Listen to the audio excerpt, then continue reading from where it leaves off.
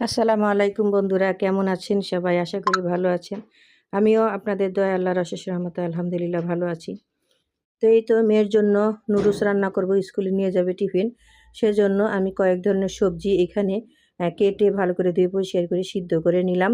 তো এখন সেটাকে ছাঁকনিতে ছেঁকে এখন নুডলসটাও ভাপ দিয়ে ছেঁকে নিলাম। তো এইভাবে নুডলসটা রান্না করলে কিন্তু খুব দারুণ মজা লাগে। তো আমি নুডলসটা এখন বসায় দিলাম। প্রথমে আমি তেলের মধ্যে পেঁয়াজ, মরিচ ভালো করে ভেজে এর মধ্যে একটা ডিম ভেঙে দিলাম। ডিমটাকে একটু ভালোভাবে নাড়াচাড়া দিয়ে এর মধ্যে আমি সবজিটাকে দিয়ে একটু ভেজে নেব।